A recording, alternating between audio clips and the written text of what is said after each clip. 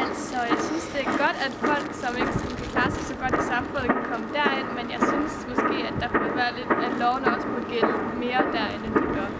Jamen, jeg synes, tanken om Christiania var rigtig, rigtig fin, da det blev lavet.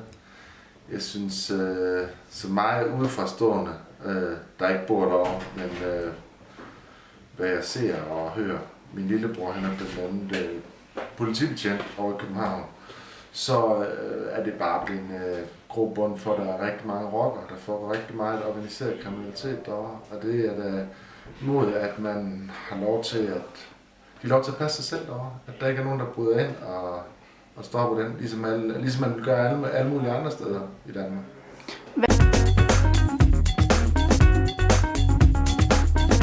Jo, altså, jeg var på Christiania med min moster, min kusine, fordi det synes min moster, vi skulle se, og jeg synes, det var meget hyggeligt.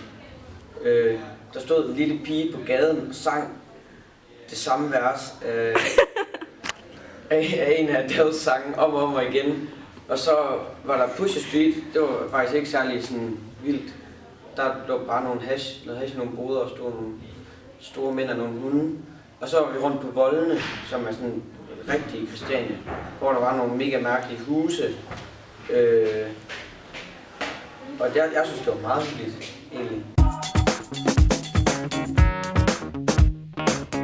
Det er selvfølgelig problematisk, at der bor en masse derude, som sælger en masse hash og ikke betaler skat.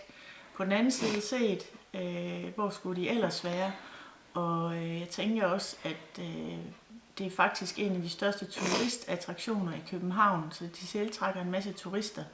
For eksempel har jeg været derovre en gang, hvor der var en masse svensker, og jeg tænker, at de ligger en masse penge i København og også ude på Christiania.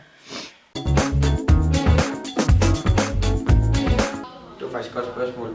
Jeg synes, at det er okay, og jeg synes faktisk også, at hash burde legaliseres, fordi så ville der komme mere sådan styr på det, og så ville staten få penge. Som sagt, så længe det er kriminelt herhjemme, så synes jeg, det er underligt, at der er et sted, man beslutter, der ikke er.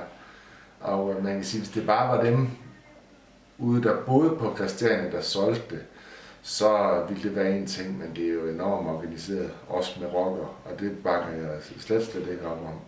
Så hvis det skal være lovligt på Christiania, så skal det også være lovligt alle mulige andre steder.